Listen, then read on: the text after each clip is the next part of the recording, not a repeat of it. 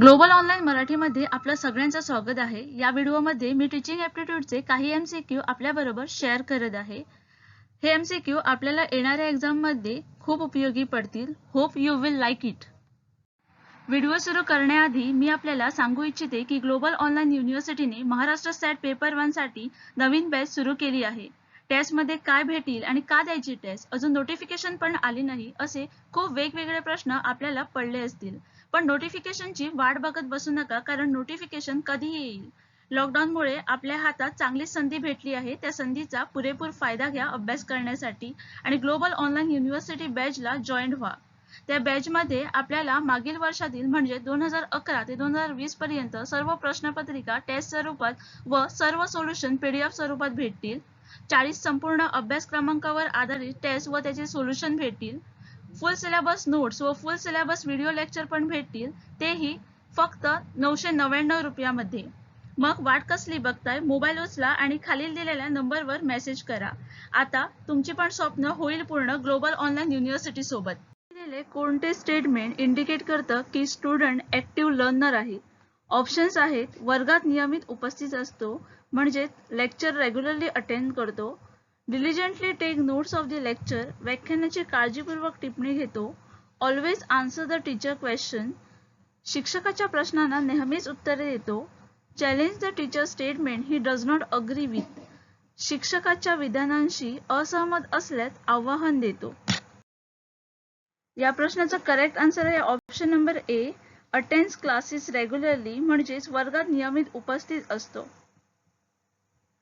एखादा विद्यार्थी ज्यावेळी क्लासेस रेग्युलर अटेंड करतो त्यावेळी आपण म्हणू शकतो की तो ऍक्टिव्ह लर्नर आहे, म्हणजे क्लासेस काय घडतं काय होतं याचं सगळं ज्ञान त्याला असतं. Active learning is a method of learning in which student are actively और experientially involved in the learning process and where there are different level of active learning depending on student involvement. The best indicator of meaningful learning is the ability to. Options are: achieve more than 80% mark in the examination, express the content learned without a single mistake, apply knowledge in the solving problems, retain knowledge for a longer time and recall it randomly. The correct answer of this question is option number C, apply knowledge in solving problems. आपल्या सभोवताल्या विविध शिक्षण सूत्रांचा वापर करण्याच्या महत्त्वाबद्दल विद्यार्थ्यांना पूर्ण माहिती आहे. विद्यार्थ्यांना पद्धतशीरपणे, समालोचनात्मकतेने, प्रतिसादपूर्वक विचार करण्यास प्रोत्साहित करते. दररोजच्या जीवनातले समस्या सोडवू शकतात. पालकांना प्रोत्साहित केल्यास विद्यार्थ्यांची शैक्षणिक कामगिरी सुधारली जाऊ शकते.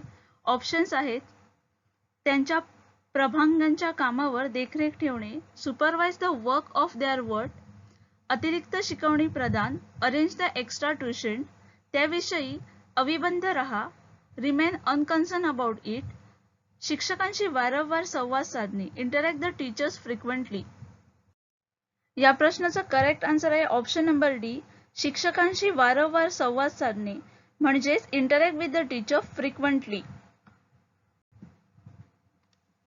Parents have to interact with the teacher about their performance of the children. पालकांनी त्यांच्या मुलांच्या कामगिरीबद्दल शिक्षकांशी संवाद साधणे गरजेचे आहे, कारण यावरून त्यांच्या लक्षात येईल की आपली मुलं शाळेत काय करतात आणि त्यांना इम्प्रूव्ह करण्यासाठी योग्य तो निर्णय घेता येईल. त्यामुळे विद्यार्थ्यांना पण सुधारण्यास मदत होईल. टीचर्स प्लेसमेंट इव्हॅल्युएशन का यूज करतात? To find out what knowledge and skills students have masters, म्हणजेच विद्यार्थ्यांनी कोणते ज्ञान आणि कौशल्य प्राप्त केले आहे. Discover the causes of the students learning or behavioural problem, विद्यार्थ्यांचे शिक्षण किंवा वर्तणुकीशी संबंधित अडचणी शोधणे. बोथ ए अँड बी, दोन्ही ए आणि बी, नन ऑफ दी अबव, म्हणजे वरीलपैकी कोणतेही नाही. या प्रश्नाचा करेक्ट आन्सर आहे option number A, find out what knowledge and skills students have masters, म्हणजेच विद्यार्थ्यांनी कोणते ज्ञान आणि कौशल्य प्राप्त केले आहे. Here is the explanation for the same. Placement evaluation means an interview and evaluation of a person with a developmental disability and a review of the person prior medical and program history to determine the appropriate developmental disability program and service of the person. धडा योजनेत कोणत्या घटकांचा समावेश असू शकतो? Options आहेत: development or outline of the lesson, म्हणजेच मजकुराचा विकास किंवा रूपरेषा, varied material and media to supplement and clarify content, सामग्री आणि माध्यम सामग्रीचे पूरक आणि स्पष्टीकरण देणे, specific objective of the lesson, धड्याचे विशिष्ट उद्दिष्टे, all of the above, वरील सर्व काही. या प्रश्नाचा करेक्ट आन्सर आहे ऑप्शन नंबर ए, मजकुराचा विकास किंवा रूपरेषा. A lesson plan is a teacher daily guide for what students need to learn, how it will be taught, and how learning will be measured. Lesson plan help the teacher be effective in the classroom by providing a detailed outline to follow each class period. पाठ्यक्रमांकातील आशयाचे रोजच्या आयुष्यात उपयोजन साधण्यासाठी अधिक उपयुक्त काय आहे? Options आहेत दिग्दर्शन पद्धत, प्रकल्प पद्धत, क्षेत्रभेद पद्धत, पुच्छा पद्धत. या प्रश्नाचा करेक्ट आन्सर आहे ऑप्शन नंबर बी, प्रोजेक्ट मेथड म्हणजेच प्रकल्प पद्धत. Application of course content in day-to-day life is mainly achieved through project method.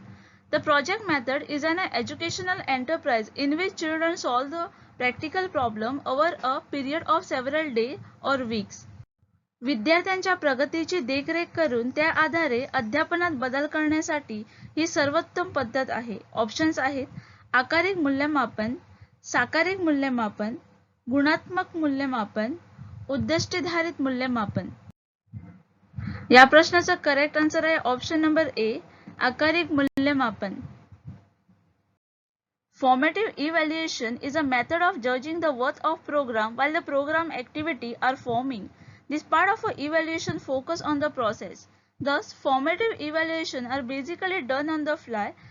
They permit the designer, learner, instructor, and manager to monitor how well the instructional goal and the objective are being met. पृथ्वी गोल आहे किंवा नाही हे तुम्ही कसे सिद्ध कराल? हा प्रश्न कोणत्या उद्दिष्टावर आधारित आहे? ऑप्शन्स आहेत कम्प्रेहेन्शन म्हणजेच आकलन, इव्हॅल्युएशन मूल्यमापन, ऍप्लिकेशन उपयोजन, सिंथेसिस संश्लेषण. The correct answer for this question is option number B, evaluation म्हणजेच मूल्यमापन. An evaluation objective can focus on those goals and wrap them in a measurable outcomes, a particular score on the test, or a quantifiable boost in a performance or reduction in error or safety incidents. विद्यार्थ्यांना guidance करणे म्हणजेच मार्गदर्शन करण्यामागचा मुख्य हेतू काय आहे? Options आहेत help them to understand their own shortcomings, स्वतःच्या कमतरता समजून घेण्यास त्यांना मदत करणे, help them to change their faulty behaviour, त्यांचे चुकीचे वर्तन बदलण्यास त्यांना मदत करणे, make them capable of helping themselves, त्यांना स्वतःला मदत करण्यास सक्षम बनवणे, direct them about the right path, त्यांना योग्य मार्गाबाबत निर्देशन करणे. या प्रश्नाचा करेक्ट आन्सर आहे ऑप्शन नंबर सी, त्यांना स्वतःला मदत करण्यास सक्षम बनवणे. Educational guidance helps students to overcome difficulty in learning some subject and make them fit future progress in education career. Educational guidance assists students to develop positive attitude towards study and motivated them for some aiming at better learning. Which of the following is not essential for good teaching? Options are human relation skill, communication skills, attractive personality, knowledge of appropriate teaching methods. The correct answer for this question is option number C, attractive personality. Though the attractive personality is important for the good teacher, but compared to other option, the option number C, that is attractive personality, is the least important component.